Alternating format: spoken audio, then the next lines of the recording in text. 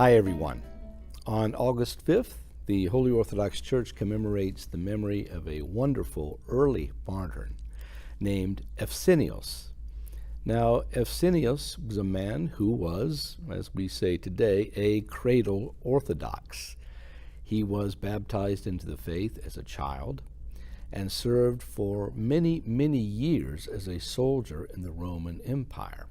In fact, his total length of service was over 60 years as an active soldier. Now, Efsignios was a man who served under the Emperor Constantine, not the Great, but the Great's father. He served for many years under him. This would have been about the mid-200s, and then ultimately he also served under the Venerable Constantine the Great as well. Now, he was also responsible in no little part for talking to Constantine about the Christian faith. Of course, Constantine's mother Helena had a lot to do with that, but Efsignios was also someone who would have long discussions with Constantine about these things. And in fact, he was granted the grace of being present on the Milvian Bridge in 312 when Constantine had his vision of the cross in the sky saying, "By this sign conquer." Efsignios also saw the vision.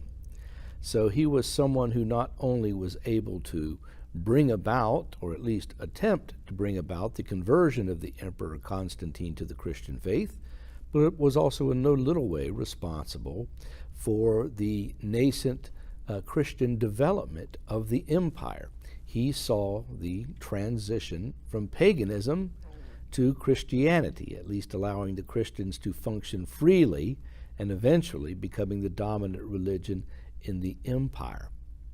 Now, after Constantine's death, there came a man who was Constantine's nephew, and his name was Julian.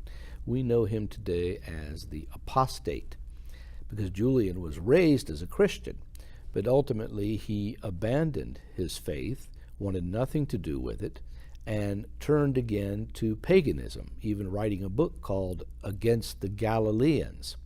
However, in the early years, and he didn't reign that long, so we should say the early year perhaps of Julian's ascension to the throne, he wanted to become someone like Marcus Aurelius, who was also known as a philosopher.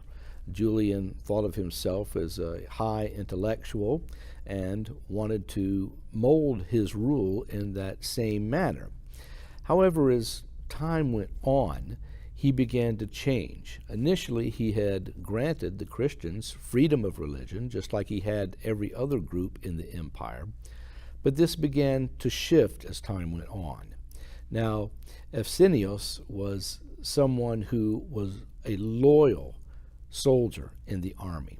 Not only had he served under Constantine's father and Constantine himself, but he continued as a high advisor to Julian, even though he knew that he had abandoned the Christian faith. Well, things were going along okay until at one point in a marketplace, the elderly man, and I did not mention that he was 110 years of age at this point, still serving as an advisor. The elderly man was called upon to try and settle a dispute between two men that were there. We don't know what the nature of the dispute was, but we do know that when it was over, one of the men was quite angry because Efsignios' judgment had gone against him. So he went to Julian and he accused Efsignios of being a fervent and devout Christian. Now, of course, Julian knew all these things anyway. I mean, he had known him for a long time. But Julian called Efsignios into his court and began to speak to him and said that perhaps it would be best if he retired.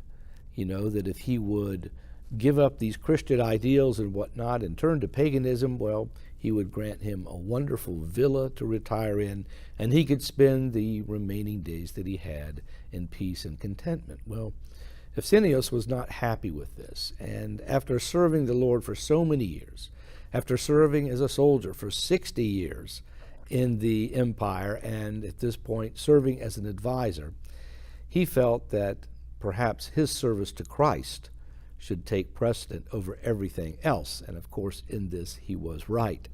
Julian did not like this at all, although it's told to us that the members of the court that heard Efsignios in his defense thought that the old man spoke quite prudently and quite soberly in the things he was saying.